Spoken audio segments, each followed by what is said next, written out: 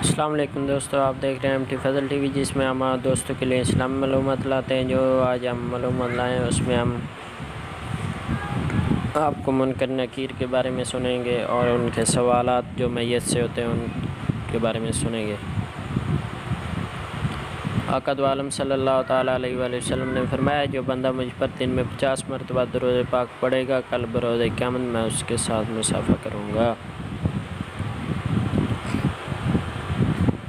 عن ابی ہریرہ قال قال رسول اللہ صلی اللہ علیہ وآلہ وسلم، ابو ہریرہ سے روایت ہے کہ رسول اللہ صلی اللہ علیہ وآلہ وسلم نے فرمایا، جب میت دفن کی جاتی ہے تو اس کے پاس دو سیاہ رنگ نیلی آنکھوں والے فرشتے آتے ہیں، ایک کو منکر اور دوسرے کو نکیر کہا جاتا ہے۔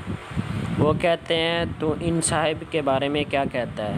تو میت کہتا ہے، اللہ کے بندے ہیں اور اللہ کے رسول ہیں۔ میں گواہی دیتا ہوں کہ اللہ کے سوا کوئی معبود نہیں، یقیناً محمد صلی اللہ علیہ وآلہ وسلم اس کے بندے اور اس کے رسول ہیں۔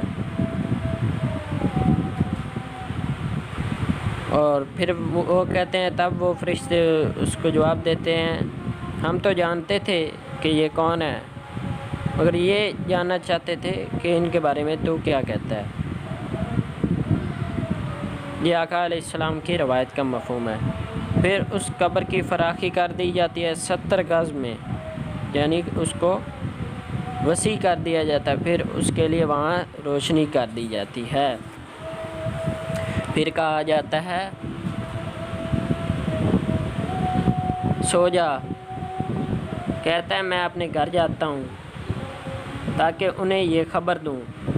تو وہ فرشتے کہتے ہیں، دلہن کی طرح سو جا، جیسے اس کے پیارے خاوند کے سوا گھر کا کوئی نہیں جگاتا، تاہم اسے اس کے خوابگاہ سے اٹھائے گا اور اللہ تعالیٰ اسے اس کی خوابگاہ سے اٹھائے گا۔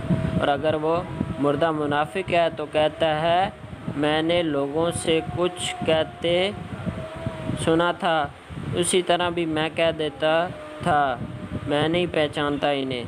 تب وہ کہیں گے، ہم تو جانتے تھے، تو کیا کہے گا؟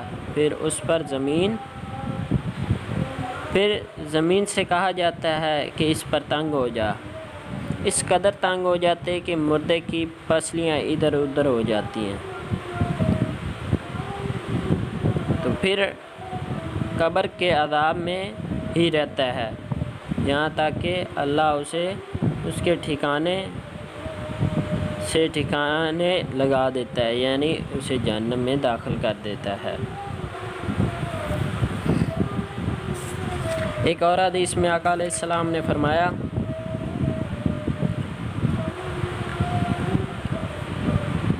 روایت ہے حضرت سیدنا ابو سعید خدری رضی اللہ تعالیٰ عنہ سے، فرماتے ہیں کہ رسول اللہ صلی اللہ تعالیٰ علیہ وآلہ وسلم نے فرمایا، کافر پر اس کی قبر میں 99 سام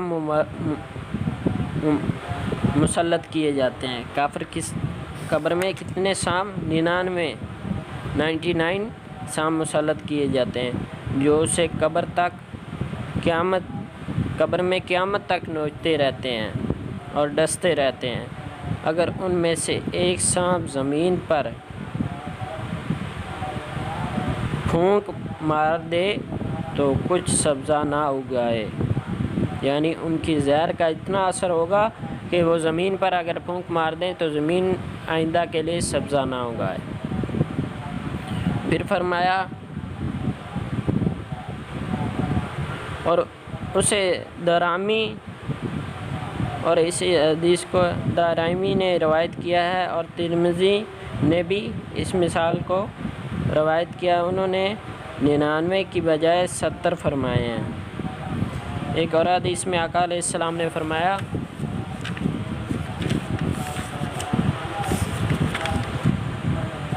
من ترک صلاۃ متعمدا کتب اسمہ علی باب النار فی من یدخلها، جس نے ایک نماز جان بوجھ کر چھوڑ دی تو اس بندے کا نام جہنم کے اس دروازے پر لکھ دیا جائے گا جس سے اس کو داخل کیا جائے۔ تو دوستو، آج کی ہماری تھی یہ ویڈیو، اگر آپ کو پسند آئی تو ہمارے چینل کو